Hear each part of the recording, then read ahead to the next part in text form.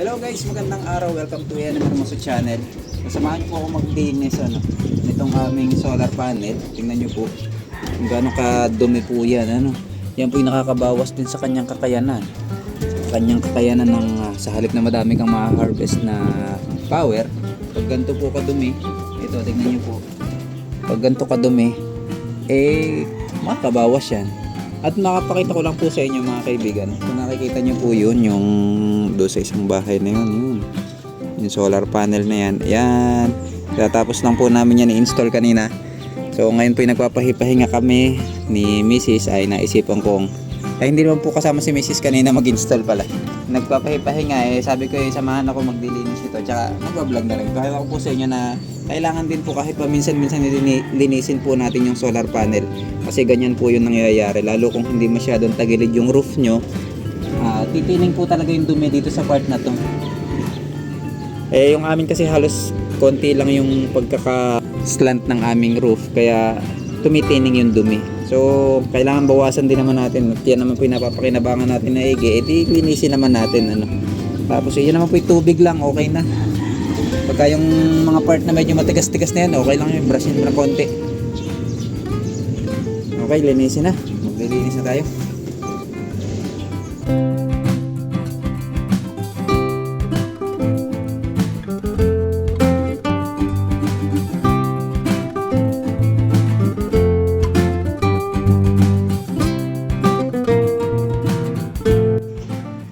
So yun guys, at tayo ay nakadalawang panel na. Makikita nyo naman talaga pagkakaiba pag nalinis, no? Ayan. At saka pag hindi nalilinis. Ay, diba? Napakalaki naman ang natataklob niyan talaga sa dapat power na makukuha na natin. Natatakloban pa ng alikabok. So ito naman po hindi laging ginagawa, at ito nga po ay sa loob ng ilang taon nga ngayon po ulit nalinis.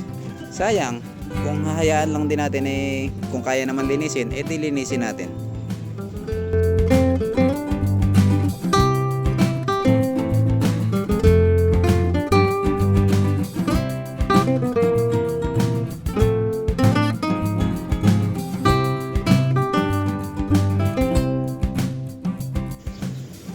Kaibigan, natapos na po namin at yan, nakita mo napakakintab, napakaganda nga pala pag nalilinis, napakatagal namin hindi nalilinis yan.